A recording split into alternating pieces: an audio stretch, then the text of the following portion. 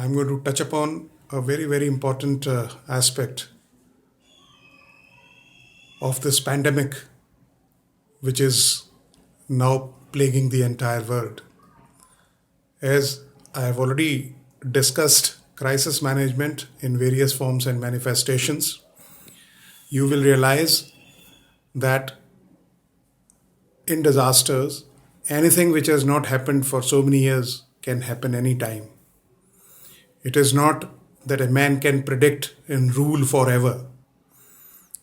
As per a Harvard professor who had selected 536 AD as the worst year which has been hit both socially, economically, and politically, has underlined the statement that that was the worst year when civilization lived through that. There were volcanic eruptions, there was economic stagnation, there was almost social annihilation of large number of species. I have always been telling that crisis management is a subject which we must practice in peace or during the time when everything is normal.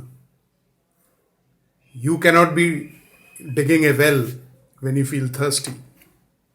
So, every company, every organization should have a foolproof, detailed, and comprehensive crisis management plan.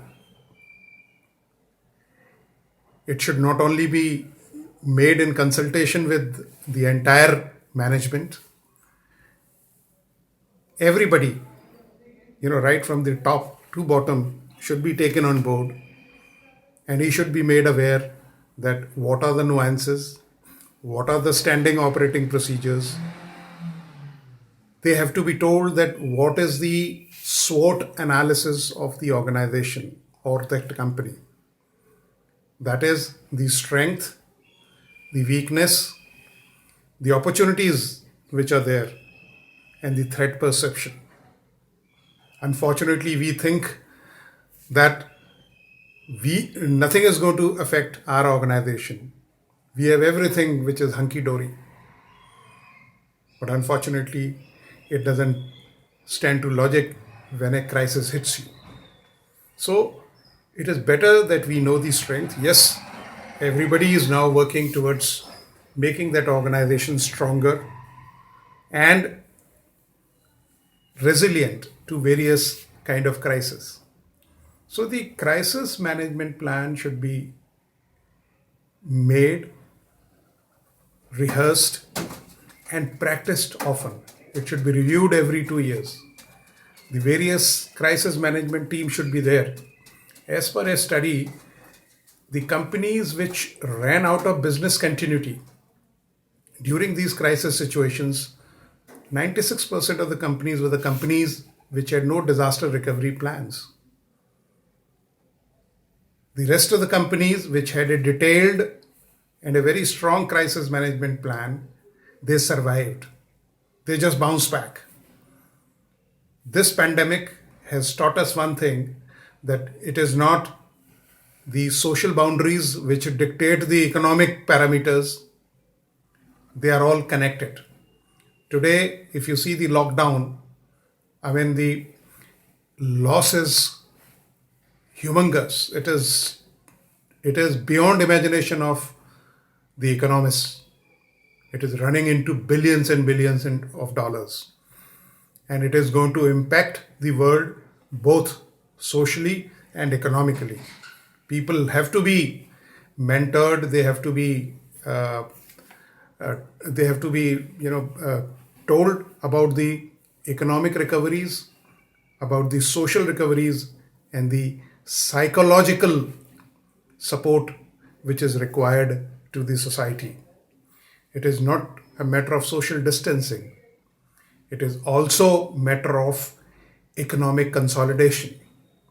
The economic consolidation has to be redefined, redrawn, and it has to have all kind of stakeholders in the society, whether they are from the top bracket or from the lower strata. The economic impact of this pandemic is going to be, in such a volume that the entire world has to come together to think and to implement various measures so that the society at large is benefited and the economic fraternity is again up and is looking bright and sunny. With these points, I just want to leave these thoughts that with a very important saying in the army, those who sweat more in peace bleed less in war. I would like to underline this line again, that those who sweat more in peace bleed less in war. And it's a very, very important and old age adage which is applicable in all cornerstones of life, be it society or economics. Thank you.